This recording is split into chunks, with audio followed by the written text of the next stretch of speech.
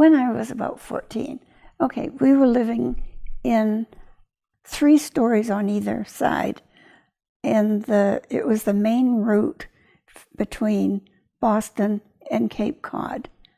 And the house, the steps came right up off the sidewalk. You know, there was no yard. The FootJoy factory was the factory right next door to us. And FootJoy is still, well, I don't know whether they're famous now or not, but they were golf shoes and other shoes, but they were famous at that time. Anyway, and my brother at that time, Weymouth, was working in one of the shoe factories, and my mother was working in a shoe factory. My mother, she afforded to be able to send Frank and I to dancing school, which was 50 cents. And May McGee Holmes was a lady that had a living room that she had turned into a little dance floor. It had hardwood floors. And on Wednesday nights, we could go and she would teach dancing for the first 15 or half an hour or so, dance steps. And then we could dance just any way we wanted to for the rest of the evening. And it was just a real nice neighborhood type thing that we did. Well, meanwhile, my brother Frank was always saying, you ought to meet this Charlie Bates.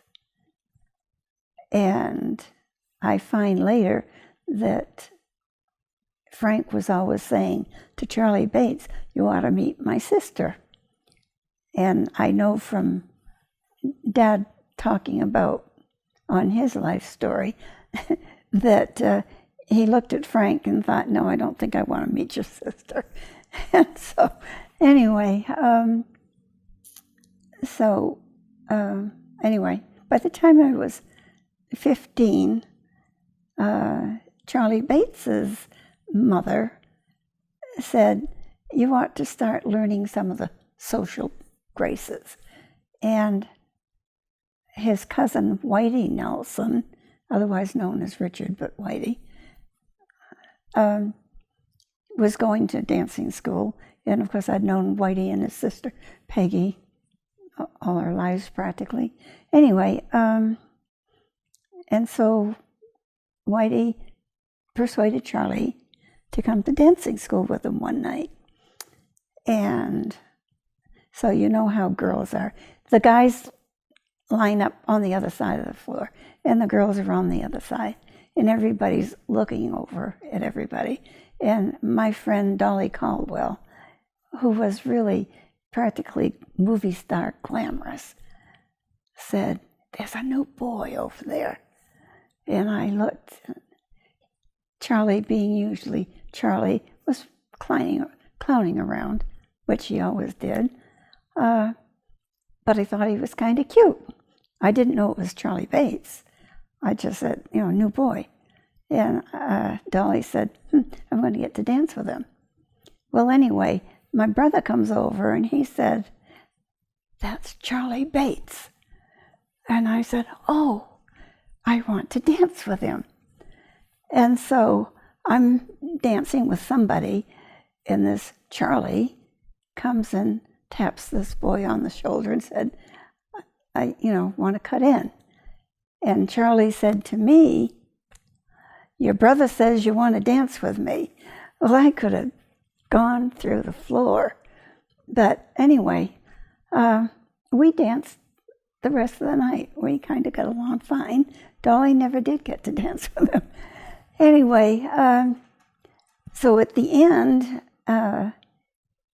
Whitey, Charlie's cousin, he had his father's, I don't remember what year, but anyway, Pontiac, nice car.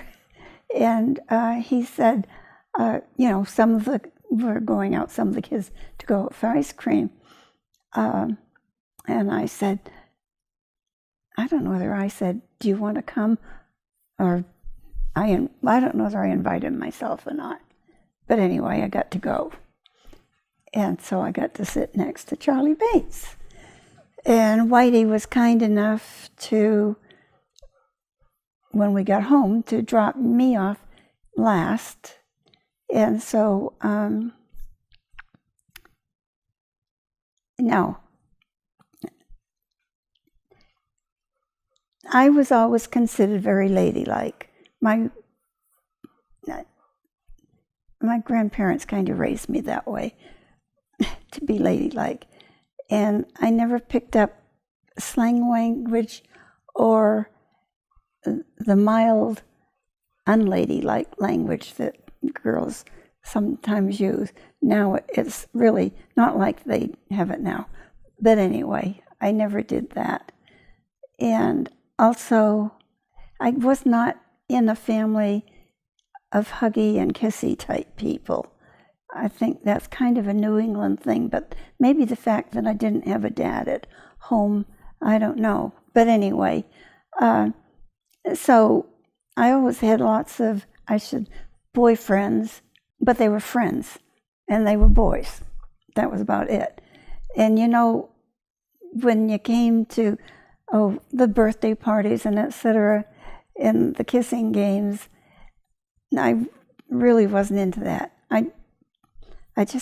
I wanted my space. I didn't want anybody around. And so,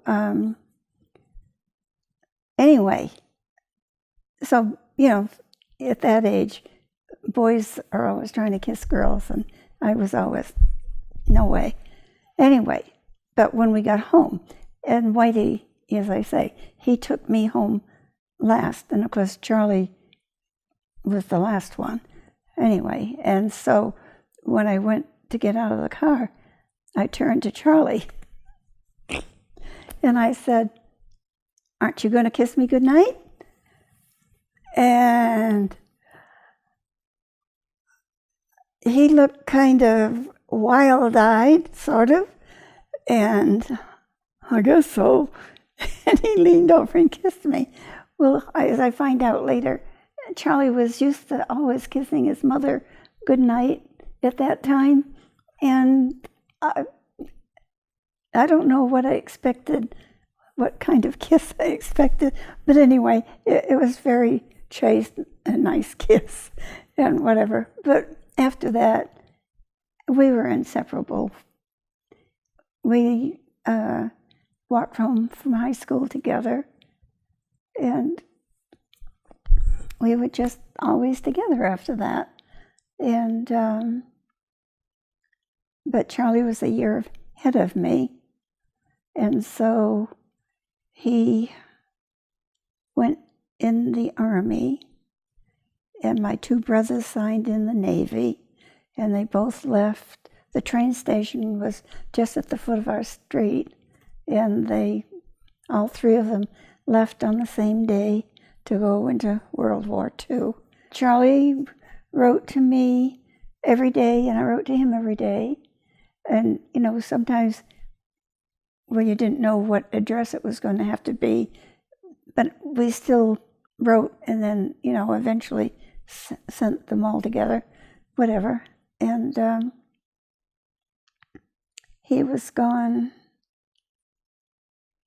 gosh, I don't know, how long was he gone? 2 years? Well, I should say, while he was gone anyway, his parents had already adopted me anyway. His family loved me, and I loved them. And Charlie's mother, Lottie Bates, became my mother's very best friend. And so we were just always together. And, well, I graduated from high school. Charlie still was overseas because his folks attended my graduation. Well, let's see. So Dad went off to the war. He became a radio operator in the Air Corps. And, while he was stationed in St. Louis, Missouri, Grandma Lottie and I went to visit him. And so we've got pictures of that. Grandma Lottie and I took the train, that was exciting because the train was full of sailors and soldiers and whatever. I was always, despite the fact that I was madly in love with Charlie Bates, I was still attracted to all these soldiers and sailors and stuff. And I had a fun time, I guess, during the war because, come to think of it, my two old time, kids I grew up with went to, two of them they went to MIT but they were in the Navy. I can't remember what it's called now. In fact, one of the boys, Charlie Goldie,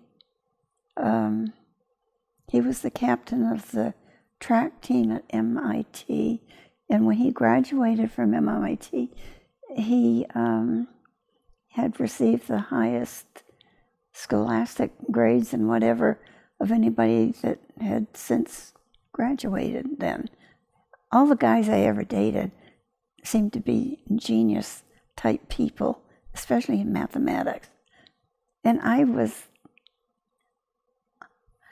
slow enough so that in school, I can remember one of my history teachers looking at me once and said, "Well, Ellen, what happened to you?" Because she had been my father's teacher and then my brother's, and they were all smart too. I just I couldn't remember anything. I could read a paragraph, and then the teacher would ask me to recite it, and I couldn't do it. I could not stand in front of anybody and open my mouth like that. Well, when I get in high school, I remember an English teacher that said, "Ellen, you've got to do this book report, and you have got to stand in front of the class." And it was Queen Victoria, her life.